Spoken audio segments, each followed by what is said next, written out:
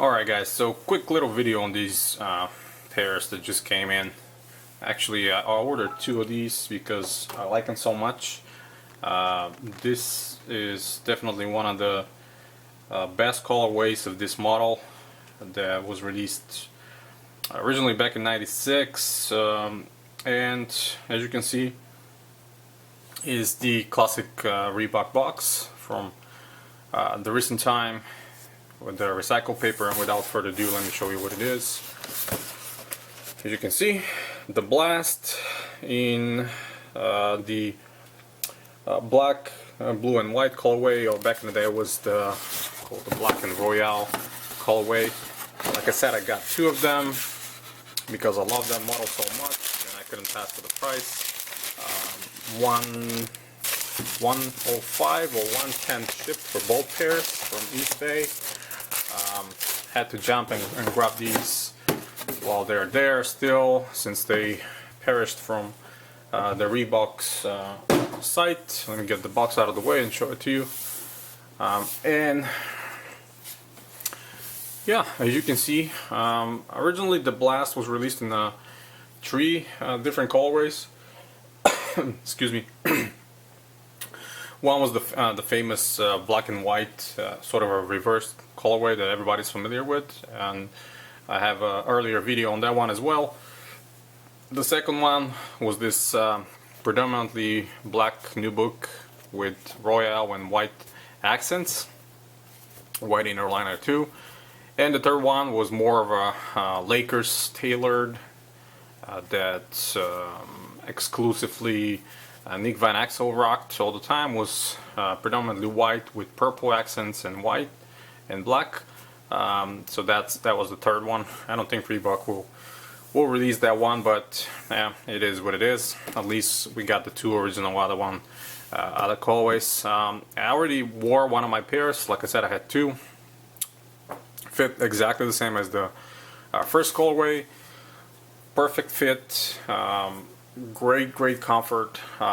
These are probably one of the most responsive retros when it comes to the midsole. It's pretty soft compared to all the other ones. Hexalite can definitely be felt, especially if you're around my weight, 200 pounds. Definitely a lot more responsive. I really like the way they fit. I mean, it's super comfortable. The padding on the heel is just tremendous. Huge. One thing I didn't, was not too crazy about, even on the original pair, was that white inner liner. They kept it in the retro as well. I mean, you know how the white liner tends to, get dirty faster than the black one, but it's okay. I think it's a nice sort of a touch to offset the black from the outside. One tiny sort of not complaint, but this is how the model was back in the day. They had the same pull tabs and ton pull tabs that are those rings, as you can see, but back in the day they were metal. In what I remember, and now they're plastic. And for some reason, the one in the ton tends to dig into my my leg a little bit when I lace them almost to the top. So keep in mind, don't lace them through the last lace loop. Otherwise, that's going to give you some discomfort, especially if you don't wear higher socks.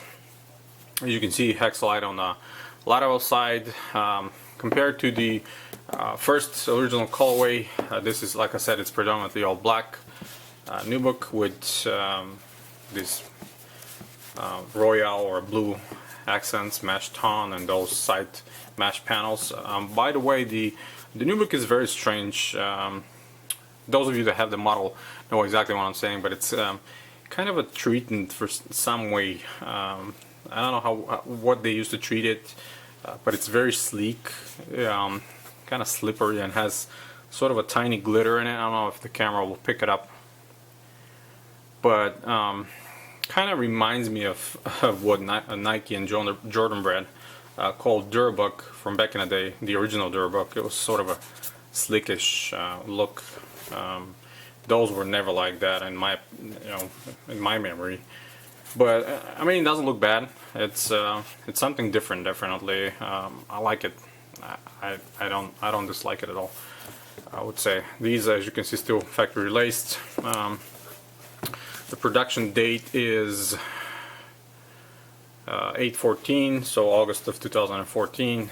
I'm glad that they actually didn't pull those off and release them, since so many other sneakers did not see the light of the retail. They were only sampled and never released from Reebok, but these came out, so I'm glad, and that's why I jumped on two pairs. I love them so much. Also, as you can see, the medial side is that Royale, lateral is black, X-Lite again on the heel, almost entirely herringbone. And from what I remember back in the day, these were beasts to play, because they kind of sit a little bit lower. You can see how thin the midsole is, and actually your foot sits a little bit even lower than this. So they're definitely were and still are a guard shoe that Nick Van Exel wore.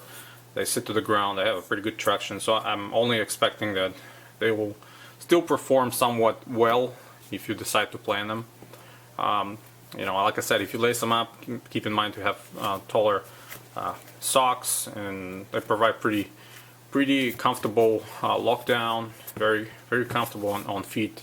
They're heavily padded inside as well. So I would say comfort level, it's definitely great. Always like that view, all black with just a little bit of Royale. Really clean, really nice. Although I like the original colorway with the mismatched lateral and medial side, but still I believe this one is more of a low-key sort of a colorway. Even today I can wear them to the office without making too many people question my professional integrity, if I may say. But yeah, I mean, it's a good retro, another good retro from Reebok. Always like that textured and kind of an embossed sort of ribs. I used to call them ribs. They kind of look like ribs. So on both medial and lateral side, you can see those Reebok Vector logos. They're sort of imprinted or embossed into the upper, and then the stitched one is right here, the third one and the bigger one. It's such a great design. I always love that design. I think it was such a bold design, and I'm glad that it was brought back. As you can see, this portion here, the white, is definitely synthetic leather, but I think it was synthetic back in the day as well, with that textured blast effect here around the heel as well. Vector logo in the back, always nice. And yeah, I mean, they're pretty light compared to many other retros. I would say again, very well made shoe. Although there is no stitching on the toe box, which a lot of shoes were like that in mid 90s and late 90s, and until today even. They've kind of started moving away from the stitching, but it's very comfortable, very comfortable. So I'm glad. I mean, I'm hearing rumors that Reebok are planning to bring, they like the idea of bringing pump on the models that didn't have it, like the Question. So they're now thinking and contemplating to bring pump to the Blast, to the Shaqnosis, and several other models, which I'm not entirely sure how I feel about it. But well, the Shaqnosis actually had a pump. Some of you might know, but it was a different. It was a thin bladder Instapump. It was only sold in Japan, never in Europe or United States. So if they bring that version, I would love to have it, but I don't think they will. So anyway, let's go back to the Blast. Again, I absolutely love that pair. In my opinion, it's great. The comfort and the fit is perfect, and the price now, I mean, two pairs for 105 or 110 can beat that. Definitely something I like. And yeah, that's pretty much it. Thanks guys, thank you for all your support, thanks for all the subscribers. If you like the video, hit the thumbs up, stay tuned to the channel, stay tuned to CollectiveKicks.com for more and more sneaker news, reviews and history articles. And until next time guys, you have a wonderful day.